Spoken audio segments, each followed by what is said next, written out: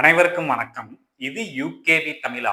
கல்வி சம்பந்தப்பட்ட தகவல்களை நம்ம சேனல்ல தொடர்ச்சியா குடுத்துட்டு வரோம். அதே மாரி ஒரு 12ஆம் வகுப்பு முடிக்கக்கூடிய மாணவர்கள், அடுத்து என்ன படிக்கலாம்? எங்க படிக்கலாம்? எப்படி படிக்கலாங்கிற கான்செப்ட்ட பேஸ் பண்ணி வீடியோஸ்ங்கிறது குடுத்துட்டு வர்றேங்க. இப்ப இந்த பர்ட்டிகுலர் வீடியோல நான் என்ன விஷயத்த பத்தி பேசப் போறேன் அப்படின்னு பார்த்தீங்கன்னா, ஜேஇஇ அப்படிங்கிற ஜாயிண்ட் என்ட்ரன்ஸ் எக்ஸாம் சம்மந்தமா தான் பேசப் போறேன். ஓகே. இப்ப இந்த ஜாயிண்ட் என்ட்ரன்ஸ் எக்ஸாம் ஆனது 2026வது வருடத்திற்கான செஷன் 1க்கான அட்வான்ஸ்டு சிட்டி இன்டிமேஷன் ஸ்லிப்ங்கிறது வந்தாச்சு. அதாவது இது மூலமா நம்மளுக்கு என்ன தெரிய போகுதுன்னு பார்த்தீங்கன்னா, நீங்க எந்த ஊர்ல எக்ஸாம் எழுத போறீங்க, 2வது என்னைக்கு எழுத போறீங்கங்கிற தகவல்களும் வந்தாச்சு. டேட் ஆஃப் எக்ஸாமினேஷனும் வந்தாச்சு. சரிங்களா? இன்னும் கொஞ்ச நாட்கள்ல வந்து பார்த்தீங்கன்னா, அட்மிட் கார்டு வந்துரும். செஷன் 1மே எழுத போறாங்க. முடிச்ச உடனே செஷன் 2க்கான அப்ளிகேஷன்ங்கிறது ஓப்பன் ஆக போகுது. பட் இன்னுமே நிறைய மாணவர்கள் மற்றும் பெற்றோர்களுக்கு இந்த ஜேடபிள்யூ எக்ஸாம்ஸ் பத்தின சில அடிப்படையான புரிதல்கள்ங்கிறது இல்ல.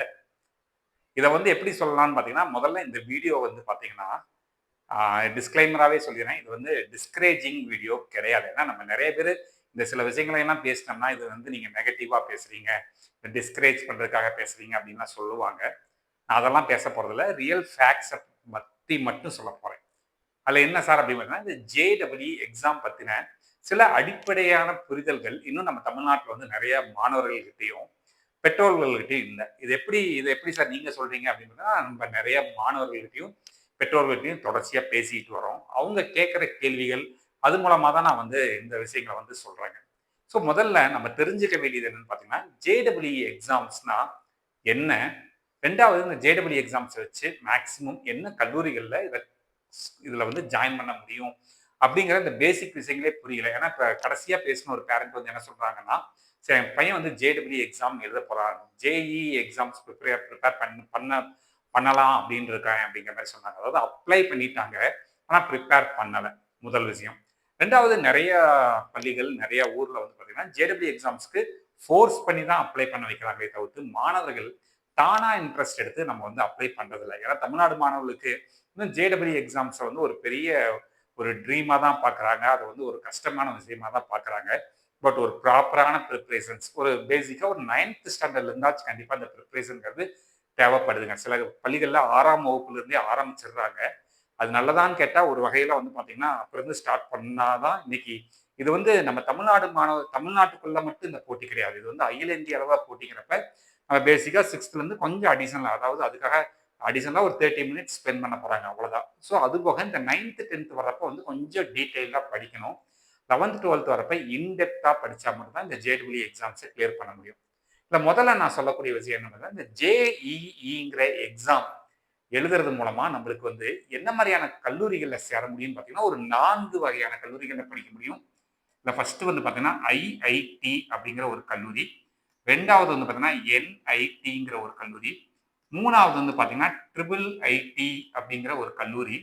4வது வந்து பார்த்தீங்கன்னா, ஜிஎஃப்டிஐ இல்லைன்னா சிஎஃப்டிஐ அப்படின்னு சொல்லுவாங்க.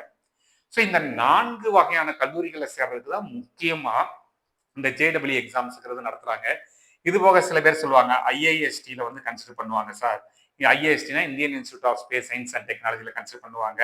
சில டைம் வந்து பார்த்தீங்கன்னா, ஐஐஎஸ்சில வந்து கன்சிடர் பண்ணுவாங்க. இது மாதிரி ஒரு பிளஸ் ஒரு 2 இல்லைன்னா 3 கல்லூரிகள்ல தான் வந்து அடிஷனலா கன்சிடர் பண்ணுவாங்க. இது போக சில டீம்டு டு பி யூனிவர்சிட்டிஸ்லயும் வந்து நம்மளுக்கு வந்து கன்சிடர் பண்ணுவாங்க.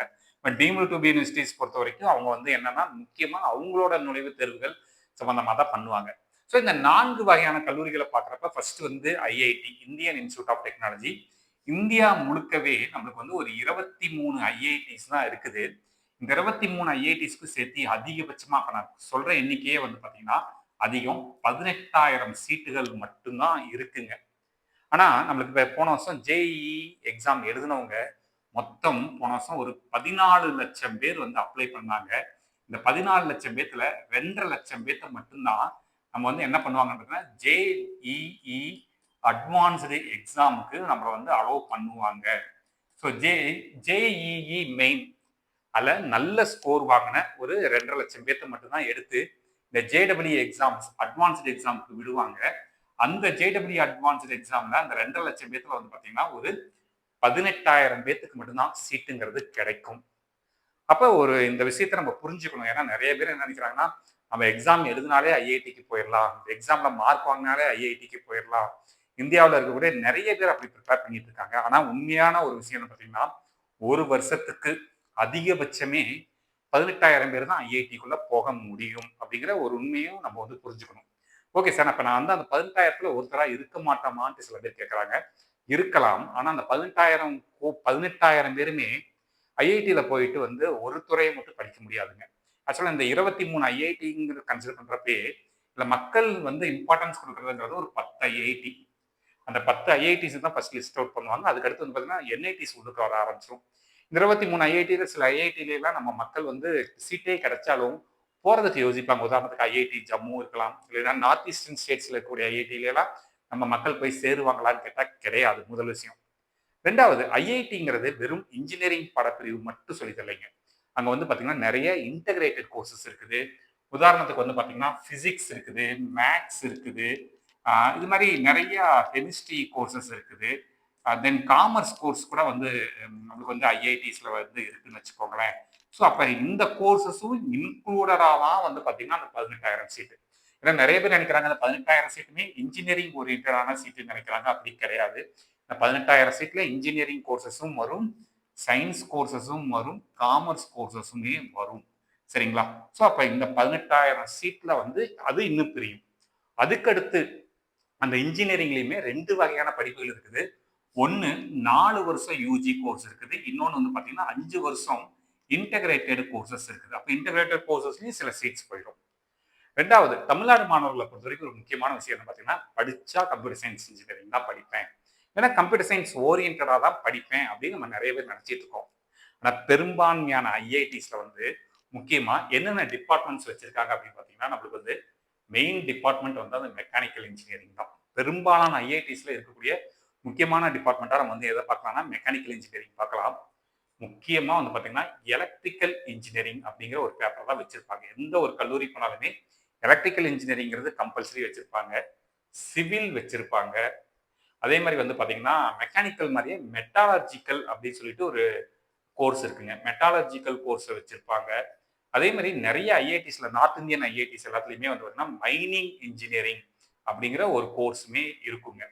ஸோ இதெல்லாம் இந்த டிபார்ட்மெண்ட்ஸ் எல்லாமே வச்சிருப்பாங்க. ஸோ இதெல்லாம் போக தான் நம்மளுக்கு வந்து இசிஇயும் நம்மளுக்கு வந்து பார்த்தீங்கன்னா, சிஎஸ்சிங்கிற டிபார்ட்மெண்ட்டும் வச்சிருப்பாங்க. இன்னைக்கு சிஎஸ்சி கூட 23 ஐஐடிஸ்லயுமே வந்தாச்சு. ஒரு காலேஜுக்கு ஒரு 100 சீட் வைங்களேன். மொத்தம் 2,300 சீட் தான் வந்து நம்மளுக்கு வந்து சிஎஸ்சிங்கிறது ஐஐடிஸ்ல இருக்கும். ஏஐ கோர்ஸ் வந்து இப்பதான் ஒவ்வொரு ஐஐடிஸ்ல கொஞ்சம் கொஞ்சமா ஒரு சில கல்லூரிகள்ல கொண்டு வந்துட்டு இருக்காங்க. அப்ப நீங்க ஐஐடிக்கு தான் ப்ரிப்பேர் பண்றீங்கன்னா, நீங்க இந்த டிபார்ட்மெண்ட்ஸ் எல்லாமே படிக்கிறதுக்கு ரெடி ஆயிக்கோங்க. அதாவது மெக்கானிக்கல் படிக்கிறதுக்கு ரெடி ஆயிக்கோங்க, மெட்டாலஜிக்கல் படிக்கிறதுக்கு ரெடி ஆயிக்கோங்க, சிவில் படிக்கிறதுக்கு ரெடி ஆயிக்கோங்க. முக்கியமா கெமிக்கல் பெரும்பாலான கல்லூரிகள்ல இருக்குங்க. Chemical engineering, mining engineering, metallurgical engineering சொல்லிட்டு இத்தனை கோர்ஸும் படிக்கிறதுக்கு ரெடியா இருக்கிறவங்க நம்ம என்ன பண்ணலாம்னா ஐஐடியை பத்தி கனவு காணலாம். நான் படிச்சா வெறும் கம்ப்யூட்டர் சயின்ஸ் இன்ஜினியரிங் தான், இல்லை நான் படிச்சா வந்து பாத்தீங்கன்னா ஏஐ தான் படிப்பேன் அப்படின்னா மொத்தமே அப்ப ஆல் ஓவர் இந்தியாவில் வெறும் 2,300 பேத்துக்கு மட்டும்தான் நமக்கு வந்து 2,300ங்கிற ஸ்ட்ரென்த்து நான் கூடுதலாக தான் சொல்றேன்.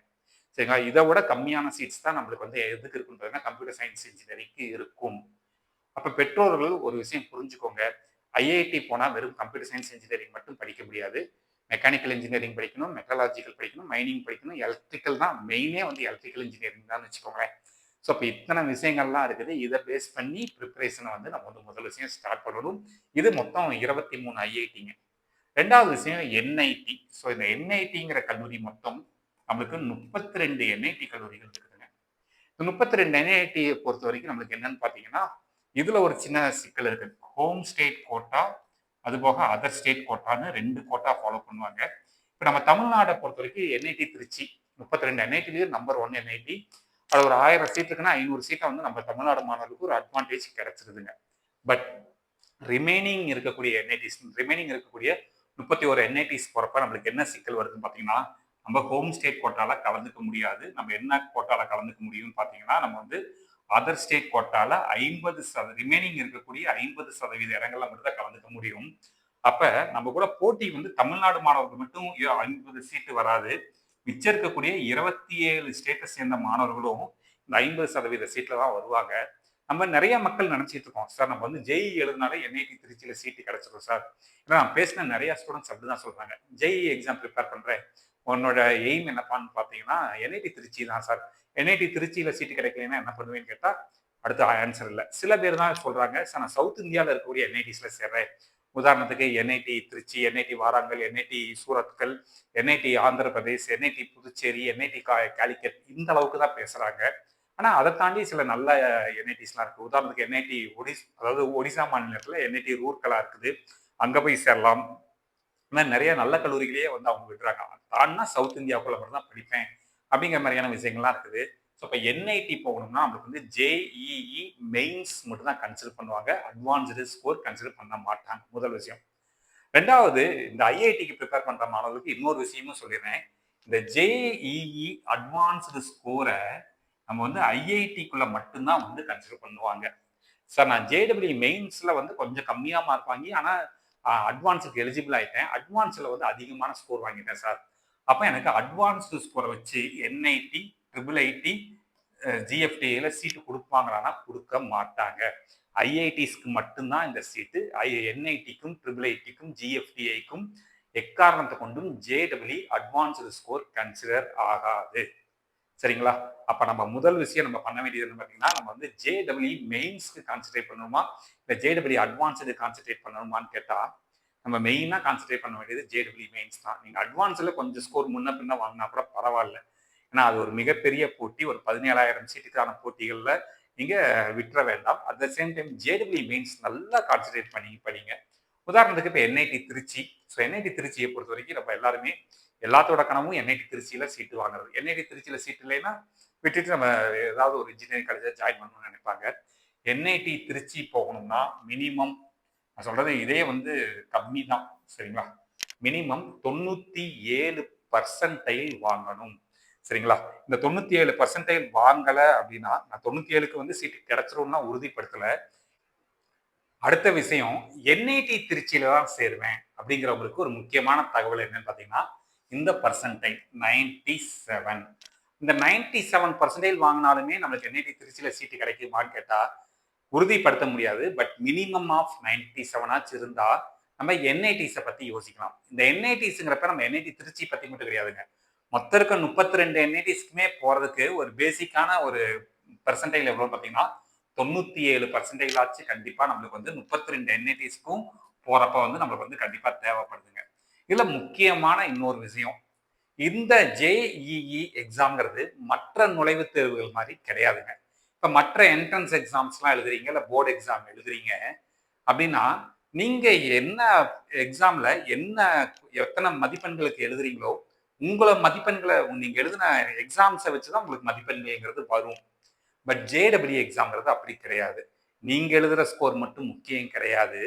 உங்க கூட சேர்ந்து ஆல் ஓவர் இந்தியா, உதாரணத்துக்கு இது காலையில ஒரு ஷிஃப்ட் நடக்கும், மதியம் ஒரு ஷிஃப்ட் நடக்கும். அப்ப காலையில ஷிஃப்ட்ல நீங்க இன்னைக்கு எக்ஸாம் எழுத போறீங்கன்னா, இன்னைக்கு உங்க சென்டர்ல 10 பேர் எழுதலாம். பட் ஆல் ஓவர் இந்தியா 1,00,000 பேர் வரைக்கும் நம்மளுக்கு வந்து ஒரு ஷிஃப்ட்ல வந்து எழுதுறதுக்கு வாய்ப்பு இருக்கு. மினிமம் 1,00,000, மேக்சிமம் 2,00,000 மாணவர்கள் வரை கூட எழுதுறதுக்கு வாய்ப்பு இருக்குங்க. அப்ப அந்த 2,00,000 பேரும் எப்படி பரீட்சை எழுதியிருக்காங்கிறத பொறுத்து தான் நம்மளுக்கு என்ன விஷயம் தெரிய வரும்னு பார்த்தீங்கன்னா, நீங்க எவ்வளோ பர்சன்டைல் வாங்க போறீங்க அப்படிங்கிற விஷயங்கள்ங்கிறது இருக்குங்க. அப்ப இந்த நுழைவுத் தேர்வானது வந்து பார்த்தீங்கன்னா, நம்மளோட மார்க்கை பேஸ் பண்ணி மட்டும் இந்த பர்சன்டைல் வரப்போறது கிடையாது. நம்ம கூட சேர்ந்து தேர்வு எழுதக்கூடிய எல்லாத்தோட மார்க்ஸை பேஸ் பண்ணி தான் நம்மளுக்கு பர்சன்டைல் வரும். அதுலேயுமே ஒரு சின்ன போன வருஷம் ஒரு சின்ன குழப்பம் நடந்துச்சு. என்னன்னு பார்த்தீங்கன்னா, இப்போ நம்ம பர்சன்டைல் கால்குலேட் பண்றப்ப உண்மையாலுமே எப்படி கால்குலேட் பண்ணணும்னா, ஸோ பர்சன்டைல் கால்குலேஷன்லையுமே ஒரு முக்கியமான பிரச்சனை இருக்குது. என்ன அப்படின்னு பார்த்தீங்கன்னா, இந்த பர்சன்டைல் கால்குலேட் பண்றப்ப நம்ம ஆக்சுவலா வந்து ஒரிஜினலா இந்த 14,00,000 பேர்த்தையும், அதாவது போன வருஷம் பரீட்சை எழுதின 14,00,000 பேர்த்தையும் வச்சு தான் நம்ம வந்து ஆக்சுவலா வந்து நம்மளோட பர்சன்டைல் கால்குலேட் பண்ணியிருக்கணும். பட் ஒரு சின்ன மிஸ்டேக் என்ன நடந்துச்சுன்னா, இந்த ஒரு எக்ஸாம் ஆனது வந்து பார்த்தீங்கன்னா ஒரு 5 நாள் நடக்கும். 5 நாள்லையுமே பார்த்தீங்கன்னா காலையில ஒரு ஷிஃப்ட், ஃபோர்நூன் ஷிஃப்ட், மதியம் வந்து ஒரு ஷிஃப்ட், ஆஃப்டர்நூன் ஷிஃப்ட் நடக்கும். அப்ப இந்த போன வருஷம் என்ன ஒரு சின்ன சிக்கல் வந்துச்சு, நிறைய இஷ்யூஸ் போச்சு. ரிசல்ட் வந்தப்ப என்ன வந்துச்சுன்னு பார்த்தீங்கன்னா, இப்போ மார்னிங் ஒரு ஷிஃப்ட்ல இந்தியா முழுக்க ஒரு 2,00,000 பேர் எழுதுறாங்க. அதே சமயத்தில் ஆஃப்டர்நூன் ஷிஃப்ட்ல வந்து பார்த்தீங்கன்னா ஒரு 75,000 பேர் தான் எழுதுறாங்கன்னா, போன வருஷம் எப்படி கால்குலேட் பண்ணுனாங்க அப்படிங்கிற விஷயத்த சொல்லிடுறேன். போன வருஷம் எழுதின இப்போ நீங்க இந்த 4 செஷன்ல இருக்கீங்க, அந்த 2,00,000 பேத்தோட ரிசல்ட்டை மட்டும் வச்சு பர்சன்டேஜ் கால்குலேட் பண்ணியிருந்தாங்க. அப்ப நிறைய பேர் எழுதுறப்ப என்ன ஆகும்னா பர்சன்டேஜ் கம்மியாகும். அதே மதியம் ஷிஃப்ட்ல எழுதினவங்க 70, இது வந்து ஒரு உதாரணத்துக்கு தான் சொல்றேன். இத்தனை நம்பர்ஸ் எழுதுனாங்கன்னு சொல்லல. அப்போ ஒவ்வொரு ஷிஃப்ட்டுக்கு வேரி ஆகிறப்ப இங்க கம்மியான நம்பர்ஸ் எழுதுறப்ப பர்சன்டேஜ் அதிகமா கிடைச்சதுங்க. இப்ப அதெல்லாமே இஷ்யூஸ் இருக்குது இந்த ஜேஇஇ எக்ஸாம்ஸ்ல. ஸோ இதெல்லாம் இந்த பிரச்சனைகள் எல்லாத்தையுமே நீங்க வந்து கன்சிடர் பண்ணணும். ஸோ இது வந்து பாத்தீங்கன்னா நம்ம பர்சன்டேஜ் கால்குலேஷனை பேஸ் பண்ணின சில விஷயங்கள்லாம் ஜேஇஇ எக்ஸாம்ஸ்ல இருக்குது. இப்போ நம்ம வந்து ஐஐடி பத்தி பார்த்தோம், என்ஐடி பத்தி பார்த்தோம். மூணாவதா ட்ரிபிள் ஐடிங்கிற காலேஜுங்க. ஸோ ட்ரிபிள் ஐடினா Indian Institute of Information Technology. மொத்தம் 26 ட்ரிபிள் ஐடிஸ் இருக்குது. இதுல நான் ஆல்ரெடி சொன்ன மாதிரி என்ஐடிங்கிறப்பயே நம்ம ஒன்று திருச்சியை பத்தி மட்டும் யோசிக்கிறோம், இல்லைன்னா திருச்சியை தாண்டி வந்து பார்த்தோம் அப்படிங்கிற பட்சத்துல சவுத் இந்தியாவோட என்ஐடிஸை பத்தி மட்டும் யோசிக்கிறோம். நிறைய பேர் அடுத்த ஆப்ஷனா என்ன பண்ணுவாங்கன்னு பார்த்தீங்கன்னா ட்ரிபிள் ஐடிஸ் போவாங்க. ஸோ 26 ட்ரிபிள் ஐடிஸ்ங்கிறப்ப சீட்டுங்கிறது அரௌண்ட் வந்து ஒரு 10,000 12,000 சீட்டு தான் நம்மளுக்கு வந்து மொத்தமாவே எல்லா ட்ரிபிள் ஐடிஸுமே 26 ட்ரிபிள் ஐடிஸ்லயுமே இருக்குது. இந்த 26ல 2 தமிழ்நாட்டில் இருக்குது. ஒன்று காஞ்சிபுரம், இன்னொன்று வந்து பார்த்தீங்கன்னா திருச்சி. பட் இந்த ரெண்டுலையும் சேர்த்தியே நம்மளுக்கு அரௌண்ட் ஒரு 500 to 600 சீட் தான் நம்மளுக்கு வந்து வருங்க. ஸோ அப்போ என்ன பண்ணுவாங்கன்னு பார்த்தீங்கன்னா இந்த 2 ட்ரிபிள் ஐடிஸை மட்டும் தான் நம்ம வந்து தமிழ்நாட்டு மக்கள் கன்சிடர் பண்ணுறாங்க. ரிமைனிங் மற்ற மாநிலங்களில் ட்ரிபிள் ஐடிஸ்ல சீட்டு கிடைச்சாலுமே போறது கிடையாது. அப்ப இந்த லிமிடேஷன்ஸ் எல்லாமே சுருங்கிக்கிட்டே வருது பாருங்க. மொத்தம் 60,000 சீட்டுங்க. அதாவது எல்லா ஐஐடி, என்ஐடி, ட்ரிபிள் ஐடி மற்றும் சிஎஃப்டிஐ இது எல்லாமே சேர்த்தியே ஒட்டுமொத்த இந்தியாவுக்கே 60,000 சீட்டு தான். ஆனா பரீட்சை எழுதுறது போன வருஷம் 14 லட்சம் பேர் எழுதினாங்க, இந்த வருஷம் 15 லட்சம் பேர் எழுத போறாங்க. அப்ப நம்ம தமிழ்நாடுக்கான ஆப்ஷன்ஸ்ங்கிறது குறைஞ்சுக்கிட்டே போகுதுங்க. அடுத்து 4வது காலேஜ் சிஎஃப்டிஐ இல்லைன்னா ஜிஎஃப்டிஐன்னு சொல்லுவாங்க. இதுல தமிழ்நாட்டில் வந்து 2 காலேஜ் இருக்குது. ஒன்று வந்து தஞ்சாவூர்ல நிஃப்டம் ஃபுட் டெக்னாலஜி படிக்கிறதுக்கான ஒரு காலேஜ். இன்னொன்று வந்து பார்த்தீங்கன்னா சேலத்தில் IIHT Indian Institute of Handloom Technology textile சம்பந்தமான விஷயங்கள். ஸோ இதில் அதிகபட்சமே ஒரு நம்மளுக்கு ஒரு 100 சீட்டு. இதில் வந்து பாதி சீட் தமிழ்நாடு இன்ஜினியரிங் காலேஜஸ்க்கு போகும். 30 சீட்டோ 40 சீட்டோ தான் கவுன்சிலிங்க்கு வரும். இவ்வளவுதான் நம்மளோட கன்சிடரேஷன். அப்போ ஜேஇஇங்கிற எக்ஸாம் எழுதுறவங்களுக்கு நம்மளுக்கு நிறைய சீட்ஸ்லாம் இல்லை, கம்மியான சீட்ஸ் தான் இருக்குது. இதுதான் வந்து இதோட அடிப்படை விஷயங்கள்.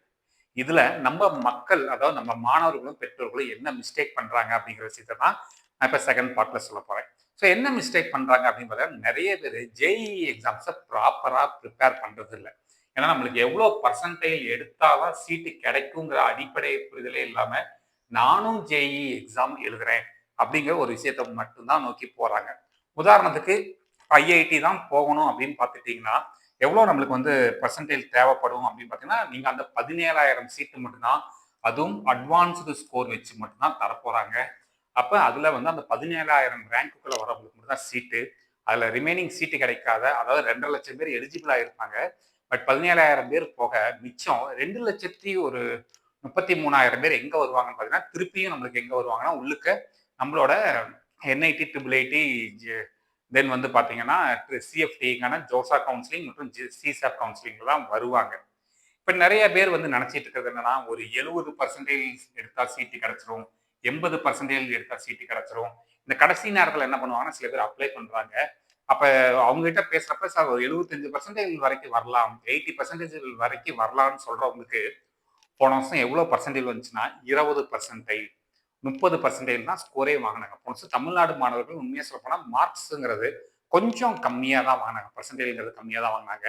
இந்த ஒரு 90%க்கு எபோவா இருந்தால் தான் நம்ம இந்த ட்ரிபிள் ஐடிஸ்ன்னு சொல்கிற காலேஜஸ்க்கே வந்து குறைஞ்சபட்சம் 90%க்கு சில சீட்ஸ்லாம் கிடைக்கலங்க. நீங்கள் வந்து காஞ்சிபுரம் காலேஜ், திருச்சி காலேஜ் இதெல்லாம் போகணும்னாலே நல்ல பர்சன்டேஜ் இருந்தால் தான் நம்மளுக்கு வந்து சீட்டு கிடைக்கும். அப்போ நீங்கள் ஒரு எய்ம், மினிமம் வைக்க வேண்டிய எய்ம் என்னன்னு பார்த்தீங்கன்னா, நான் ஜேஇஇ மெயின்ஸ் எக்ஸாம்ல குறைஞ்சபட்சம் 90% எடுப்பேன்னு நீங்க நினைச்சாதான் எவ்வளோ வரைக்கும் வரும்னு பார்த்தீங்கன்னா ஒரு 70லேருந்து 75% ஆச்சு வரும். பட் இந்த 90% யூஸ் ஆகுமான்னு கேட்டால் எந்த வகையிலையும் யூஸ் ஆகாது.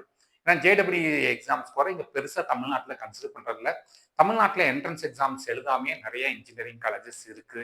இன்ஜினியரிங் காலேஜஸ்ல அட்மிஷன் தரனால அவங்க வந்து என்ன பண்றாங்கன்னா இந்த ஸ்கோர் வந்து பத்தாது. நம்ம வந்து மினிமம் நீங்க ஜேஇ எக்ஸாம்ஸை யாரெல்லாம் ப்ரிப்பேர் பண்றீங்களோ உங்களோட மினிமம் எய்ம்ங்கிறது 97 ஆகும், மேக்சிமம் எய்ம்ங்கிறது 99 ஆகும் வச்சா மட்டும்தான் நம்மளுக்கு வந்து இதுல வந்து சீட்டு உறுதியா கிடைக்கும். ஸோ நான் வந்து பேருக்கு எக்ஸாம் எழுதுறேன். சில பேரண்ட்ஸ் கிட்ட கேட்டேன், வந்து நாங்க ஃபோர்ஸ் பண்ணி தான் சார் பசங்களை வந்து பரீட்சை எழுத வைக்கிறோங்கிறாங்க. சில ஸ்டூடெண்ட்ஸ் கிட்ட கேட்டப்ப சார் ஸ்கூல்ல அப்ளை பண்ண சொன்னாங்க, ஸ்கூல்ல அப்ளை பண்ணோம். இல்ல எங்க பேரண்ட்ஸ் போட்டு ரொம்ப தொந்தரவு பண்ணாங்க, அதனால இந்த எக்ஸாம் எழுதுறோம் அப்படிங்கிற பேசிஸ்ல தான் போறாங்களே தவிர்த்து, இது வந்து அகில இந்திய அளவுல நடக்கக்கூடிய ஒரு தேர்வு. உங்களோட போட்டிகளும் ஆல் இந்தியா லெவல்ல இருக்குங்க. ஏன்னா நிறைய மற்ற மாநிலங்கள் என்னன்னா டுவோர்ட்ஸ் என்ட்ரன்ஸ் எக்ஸாமுக்கு ப்ரிப்பேர் பண்ணி பழகிட்டாங்க. நம்ம தமிழ்நாட்டை பொறுத்த வரைக்கும் என்ட்ரன்ஸ் எக்ஸாமுக்கான ஒரு புரிதல்ங்கிறதே இப்பதான், அவேர்னஸ்ங்கிறதே இப்பதான் கொஞ்சம் கொஞ்சமா வந்துகிட்டு இருக்குங்க. ஸோ இத்தனை விஷயங்களும் இருக்குது ஜேஇ எக்ஸாம்ஸை பொறுத்த வரைக்கும். ஸோ ஜேஇ எக்ஸாம்ஸ் ப்ரிப்பேர் பண்றவங்க நல்ல முறையில் ப்ரிப்பேர் பண்ணுங்க. ஆல்ரெடி சொன்ன மாதிரி 97லிருந்து 99 100% வாங்கிட்டா சந்தோஷம் தான். 100% வாங்குறது கஷ்டம். பட் 97 to 99 பாயிண்ட் அந்த பாயிண்ட்லேயுமே நிறையா ஸ்கோர்ஸ் போகும். ஸோ அது வாங்குற அளவுக்கு முயற்சிகள் பண்ணுங்க. மொத்த சீட்டு 60,000 சீட்டு மொத்தமாக, அதாவது இந்த ஜோசா கவுன்சிலிங்கிற டோட்டல் ப்ராசஸ்லேயே சேர்த்து 60,000 சீட்டு. அப்போ இதில் நம்மளுக்கு இடங்கள் வேணும்னா நம்ம எந்த அளவுக்கு வந்து முயற்சி பண்ணணும். இது வந்து டிஸ்கரேஜிங் வீடியோவே கிடையாது. இந்த வீடியோவை பார்த்துட்டு இதுக்கு மேலே இன்னும் நல்லா ப்ரிப்பேர் பண்ணுங்க அப்படிங்கிறதுக்காக தான் இந்த வீடியோவை தவிர்த்து நீங்கள் ஜேஇ எக்ஸாம் ப்ரிப்பேர் பண்ண வேண்டாம் கஷ்டம்னு சொல்கிறதுக்காக தான் இந்த வீடியோ கிடையாதுங்க. நல்லா ப்ரிப்பேர் பண்ணுங்க. ரெண்டாவது, இது வந்து நான் வந்து நிறைய பேர் நினைக்கிறாங்க இப்போ ப்ரெசென்ட்டாக 12th படிச்சுட்டு இருக்க மாணவர்களுக்கு மட்டும் தான் இந்த வீடியோ நினைக்கிறாங்க. கிடையவே கிடையாது. நீங்கள் தமிழ்நாட்டில் 6th ஸ்டாண்டர்டில் படிக்க ஆரம்பிச்சிங்கன்னா கூட 6th ஸ்டாண்டர்ட்லேருந்து படிக்கிற ஸ்டூடெண்ட்ஸோட பேரண்ட்ஸ்க்கு கூட இது முக்கியமாக தேவை. காரணம் பார்த்தீங்கன்னா இந்த அடிப்படை விஷயங்களை தெரிஞ்சுக்கிட்டு அதை நோக்கின ஜேஇ எக்ஸாம்ஸ் ப்ரிப்பரேஷன்ஸை பண்ண ஆரம்பிங்க. Not only for JEE examinations, எந்த வகையான என்ட்ரன்ஸ் எக்ஸாம்னாலும் அதோட நம்மளுக்கு அதுக்கான அவுட்கம் எப்படி இருக்குது, அதுக்கான பாசிபிலிட்டிஸ் என்ன இருக்குங்கிறத பேஸ் பண்ணி ப்ரிப்பேர் பண்ணுங்க. அதுவும் இல்லாமல் நம்ம ஜேஇ எக்ஸாம்ஸில் எப்படி அதிகமான ஸ்கோர்ஸ் வாங்குறது, ஜேஇ எக்ஸாம்ஸில் இண்டிவிஜுவலாக எப்படி வந்து ஸ்கோர் பண்ணுறது அப்படிங்கிற தகவல்களையும் நம்ம சேனலில் வந்து தொடர்ச்சியாக கொடுத்துக்கிட்டே வரோம். இந்த மாதிரியான கண்டினியூஸான தகவல்கள் வேணுங்கிறவங்க யூகேவி தமிழா அப்படிங்கிற இந்த யூடியூப் சேனலை சப்ஸ்கிரைப் பண்ணிக்கோங்க. மற்றும் இந்த வீடியோ உபயோகமாக இருக்கு நீங்கள் ஃபீல் பண்ணீங்கன்னா உங்களுக்கு தெரிஞ்ச மாணவர்கள் மற்றும் பெற்றோர்களுக்கு இந்த வீடியோ ஷேர் பண்ணுங்க. மிகவும் நன்றி.